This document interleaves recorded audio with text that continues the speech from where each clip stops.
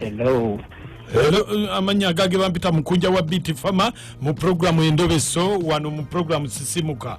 Adde nkuweereza message muganda wange. Aha. Njagala onnyambe. Esebu. Nina obuzibu. Nina mukyala wange. Aha. Ya wiiki 2 emabega yava wano ng'agamba agenze kujjanjaba maama we. Aha. Kati mukadde maama mulwadde nenzikiriza. N'agenda. Naye nina olugambo lw'enfumo kuva ku mikwano gye. Nti baagala kwanjula mu COVID ono. Ng'ate agenda kwanjula ani? Ayina omusajja gw'agenda okwanjula kyokka nange namwanjula. Owulira? Kati nsaba onnyambe gweyogere nga kojjaawe waliwo kojjaawe Godi. Ani? Godi. Obeera nga kojjaawe Godi. Oyogereko naye. Ombuulire ogezeeko nkakasenda biti ddala kyapulaninga. Kati kyembuuza Godi bamanyiganye bulungi? Bamanyiganye bulungi kuba kojjaawe muganda wa maama we. Anti yabayinza okuba tebalina kakwate nnyo. Kojjaawe ddala.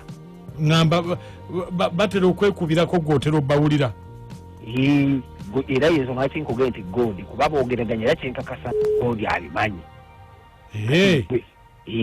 Uyogera nga Godi. Kale.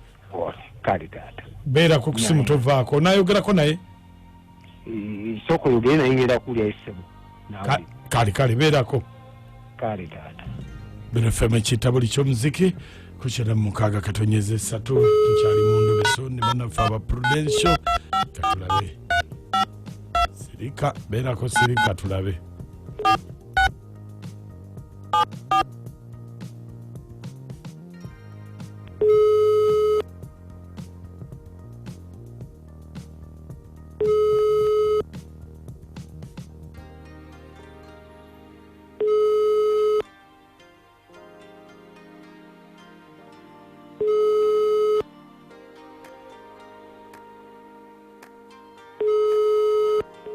Hello.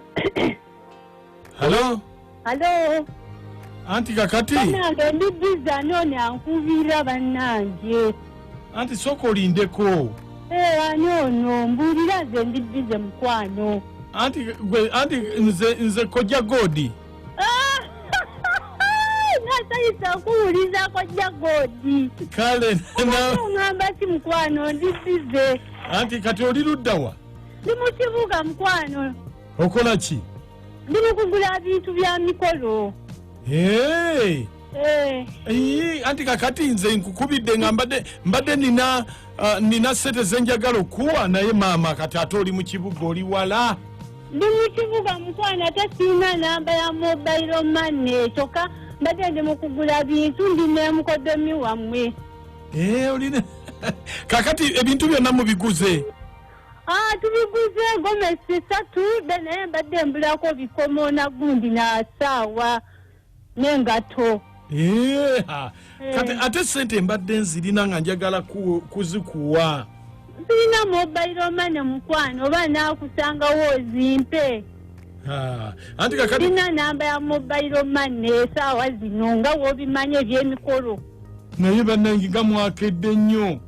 Twakedde mukwano emikolo gimpuuba ndina mukodomi wammwe mukwano. Gwe tokako Godi naawe ndi bize mukuwa oyogereko naye.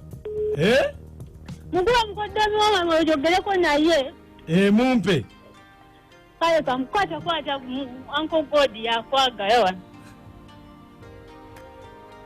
Uncle Godi yagala okubuuzaako. Uncle Godi yagala okubuuzaako. Hello. Yebale. Yesebo. Bitambula bitya? Tuliwe tutyo mpola. Wanje?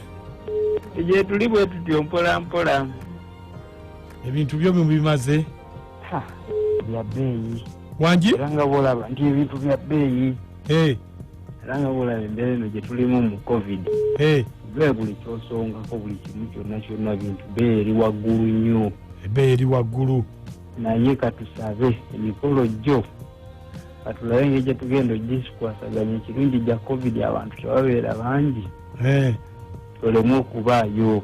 Nja kubaayo. So ekyo nno naye tusabire nnyo otherwise ebintu byo bitumu bya buseere. Kale wuno omuno nayogerako naye. Kale. Uncle Godi linda kamaliriza wano nja kuddamu nkubira Uncle Godi gumiikirizaamu maliriza wano nja kuddamu nkubira. Naye nina okuwa sente njagala zikuwa. Gazimpa era kuba byembulako gyebyo byenkugambya Uncle Godi nekyali bize lindamu ngenda kuddamu nkubireko. Ndali bize lindako ngenda kukubira.